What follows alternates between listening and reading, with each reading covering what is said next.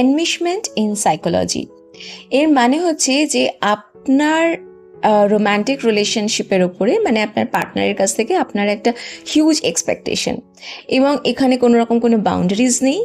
তো বাউন্ডারিজ যদি না থাকে, একটা পয়েন্টে এসে রিলেশনশিপ কিন্তু সাফোকেট করতে শুরু করে।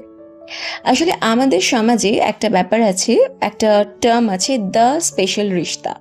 তো এই স্পেশাল রিশতা ব্যাপারটা ছেলেদের ক্ষেত্রে একরকম, কিন্তু মেয়েদের ক্ষেত্রে যেটা হয় সেটা হচ্ছে তারা তাদের স্পাউস, পার্টনার, হাজব্যান্ড, এদের কাছ থেকে, রোম্যান্টিক পার্টনার, এদের কাছ থেকে যেটা এক্সপেক্ট করে সেটা হচ্ছে যে সবসময় এই ব্যক্তিটি ইমোশনালি অ্যাভেলেবেল থাকবে, হিলার হবে, লিসনার, বেস্ট লিসনার হবে, সবসময় মেয়েটির ইমোশনের খেয়াল রাখবে, আম, তার সেভিয়ার হবে, প্রোটেক্টর হবে, তার সাপোর্টার হবে। তো এত কিছু না, সত্যি কথা বলতে প্র্যাকটিক্যালি যদি আপনি ভাবেন, এটা হচ্ছে সম্ভব না। যদি ধরুন